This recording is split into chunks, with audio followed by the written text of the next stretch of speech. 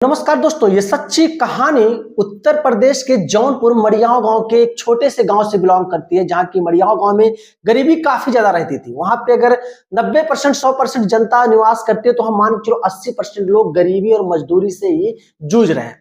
होता ये आकाश यादव नाम का एक लड़का जो बहुत मेहनती था, लेकिन पैसे की बड़ी कमी थी इसके परिवार में।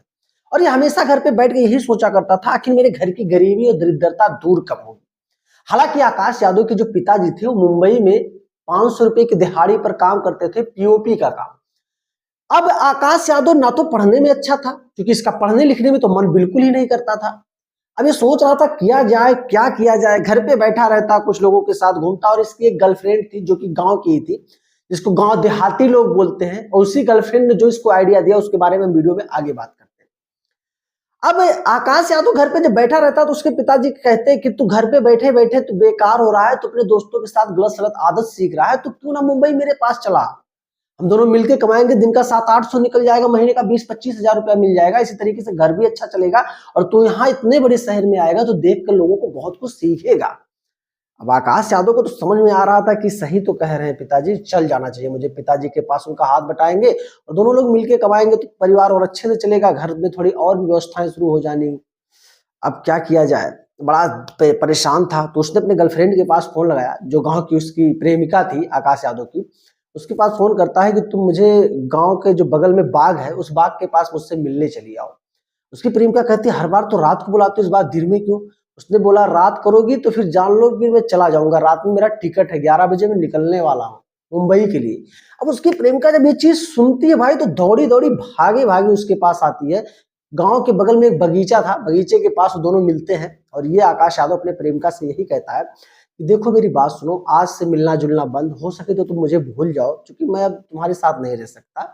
उसकी प्रेमिका कहती है आखिर क्यों, मैं तो दिल और जान दे चुकी हूँ तुमको, मैं तुम्हारे साथ जीने और मरने की कसम खा रखी हूँ, तुम कह रहे हो तुम्हारे साथ नहीं रहूंगी, मैं नहीं रहूंगा। प्रकाश यादव कहता है मेरी बात समझो, नाराज मत हो, मेरे घर की स्थिति बहुत बेकार है, एक एक रुपये के लिए हम लोग मोहताज हैं। वो तो मेरे पिताजी की शुक्र करो, बेचारे इतनी मेहनत कर रहे हैं जाके मुंबई में, 500 रुपया उनको रोज मिलता है, महीने का 15,000 रुपया वो कमाते हैं, 5-7 हजार तो उनके ऊपर खुद इतने बड़े शहर में खर्चा हो जाता है। 8,000-7,000 जो बचता है किसी तरीके से बेचारे भेजते हैं घर पे, उसी से हमारा परिवार चल रहा है। हम लोग इतनी मजबूरी देख रहे हैं कि हम लोगों को समझ में नहीं आ रहा है।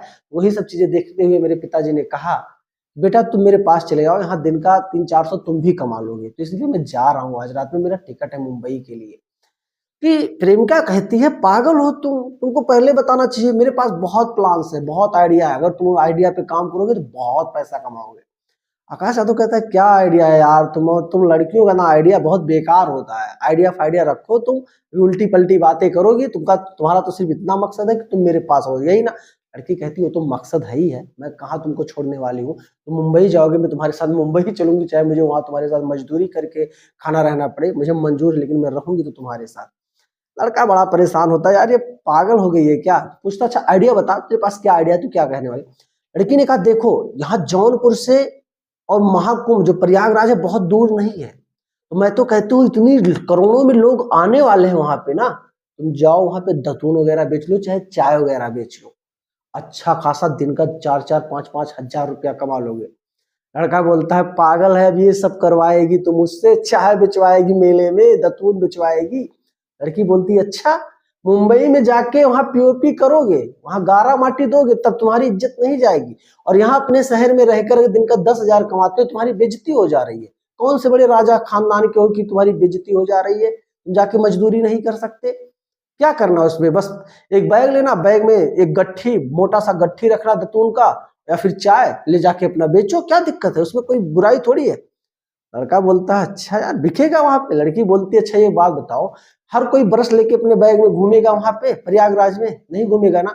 हर कोई तुम्हारे हाथ में दतून देखेगा तो जरूर पूछेगा भैया दतून कितने को दे रहे हो, 5 रुपया लगाना, 10 रुपया लगाना, जिसको जिस तरीके से देखना।